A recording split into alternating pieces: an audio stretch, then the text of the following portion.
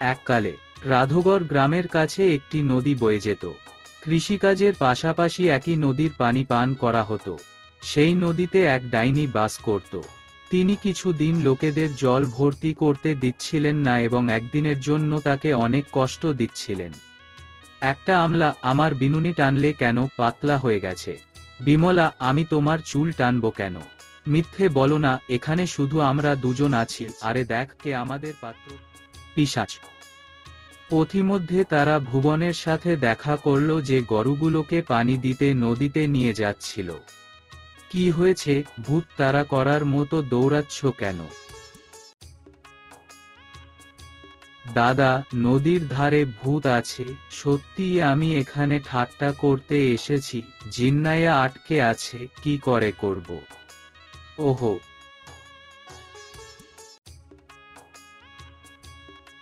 কি হলো? এই ষাঁড়গুলো পানি খায় না কেন? আর আরে আমার ধুতিকে টানছে। বুবু বুবু কি কোথাও পালিয়েছে? একইভাবে একদিন রামু ওখান থেকে চলে যাচ্ছিল। তিনি দেখলেন এক মহিলা বীজ স্রোতে খুব আরাম করে বসে আছেন। ওখানে বসে আছো কেন? আরে বাইরে এসো, তুমি কি মরতে চাও? সে লোকটির দিকে ফিরে তাকালো এবং তারপর জোরে হেসে উঠল, পাল্টা আঘাত করতে। এই বলে তিনি হাত বাড়াতে লাগলেন। পড়ে যাওয়ার সময় তিনি গ্রামের দিকে দৌড়ে গিয়ে গ্রামে এসে লোকদের জানান, সেদিন সেই ডাইনি আমার বলদকে জলও খেতে দেয়নি। আমাদের পাত্র থেকে জল ছিটকে গেল। গোলমাল। মনে হচ্ছে এই গ্রাম ছেড়ে চলে যেতে হবে। ভুবন সত্যি বলল, আমারও একই অনুভূতি। গ্রামের সব মানুষ গ্রাম ছেড়ে চলে যাওয়ার সিদ্ধান্ত নিয়েছে। ভাবন ছেলে, প্রস্তুতি সম্পন্ন হয়েছে? হ্যাঁ কাকা, বুঝুন। সম্পন্ন। আমি ভাবি কেন আমরা প্রধানের কাছে যাব না? হ্যাঁ, হয়তো কিছু সমাধান পাওয়া যাবে। কাকা মুখিয়াজিকে বাহবা দেননি। আমার মনে হয় হনুমান মন্দিরের পুরোহিতের কাছে যাওয়া উচিত। আপনিও ঠিকই বলেছেন। গ্রামের সবাই পুরোহিতের কাছে গেল। বলুন কিভাবে এলেন? হ্যাঁ,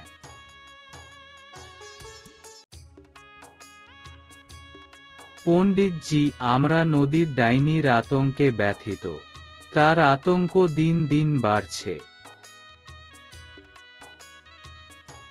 আমার মনে হয় আমাদের সবাইকে গ্রাম ছেড়ে পালিয়ে যেতে হবে। সমস্যাটি গুরুতর কিন্তু ঈশ্বর করুণাময়। নিশ্চয়ই কিছু সমাধান পাওয়া যাবে। আপনি বলুন কি করা প্রয়োজন?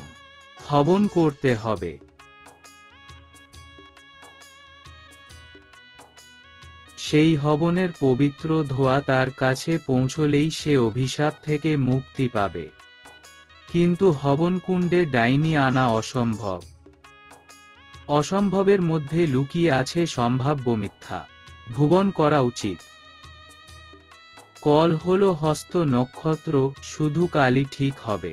ঠিক আছে পণ্ডিতজি, আপনারা এই উপকরণের ব্যবস্থা করুন। আমি ব্রাহ্ম মুহূর্তে সেখানে পৌঁছে যাব। আমরা সবাই সেখানে পৌঁছে যাব। প্রস্তুত হবন কুণ্ড। নদী থেকে পানি নিয়ে আসি। কার মৃত্যু আসবে যে আমাকে ঘুমানোর সাথে সাথে নাড়াবে না? ডাইনি, তুমি ঘুমাও। আমি পুজোর জল আনতে এসেছি। এই নদী আমার, এর জলকেও আমার মনে কর এবং হ্যাঁ, প্রসাদের মতো বুদ্ধিমত্তা শেয়ার কর। বন্ধ কর, বুঝলি? কিন্তু ডাইনিজি কেন? আমি বলেছি এখন চুপ কর। ডাইনিজি, শর্ত আরোপ করব না কেন? যে হারবে তাকে অন্যের কথায় রাজি হতে হবে। বলুন এটা মেনে নেওয়া যায়?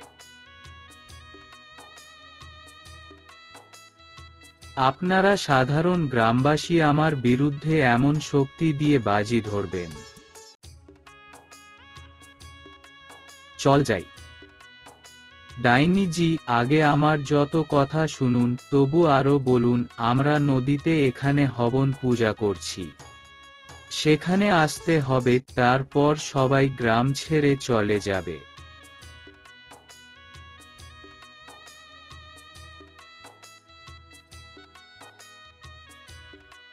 আর তুমি না এলে প্রতিদিন এভাবে তোমার ঘুমের ব্যাঘাত ঘটাবো।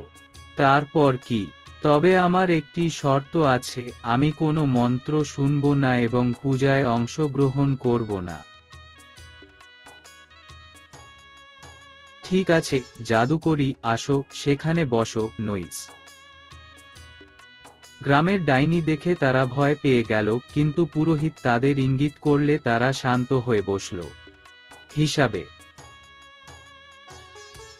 পণ্ডিতজি শেষ নিবেদন আগুনে রাখলেন এবং ধোয়া গেল ডাইনির দিকে। সে জ্বলতে থাকে এবং জোরে চিৎকার করতে থাকে, আমাকে বাঁচাও, আমাকে বাঁচাও, আমাকে বাঁচাও, আমাকে বাঁচাও, আমি সবাইকে বলবো, তুমি শুধু কাউকে যোগ দেবে। ধীরে ধীরে তার কণ্ঠস্বর শান্ত হলো। সবাই ভাবছিল ডাইনি পুড়ে ছাই হয়ে যাবে, কিন্তু সেই ভীতিকর ডাইনির জায়গায় একটা সুন্দরী পরী দাঁড়িয়ে ছিল। সে হাসিমুখে বলল,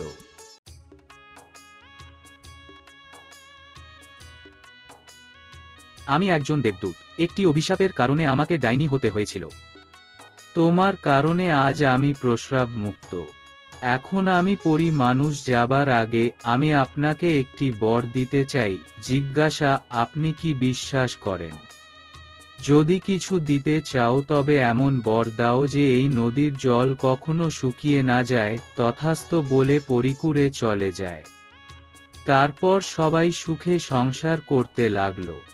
সমস্যার মূলে না পৌঁছে শিক্ষা ছেড়ে দেওয়া উচিত নয়।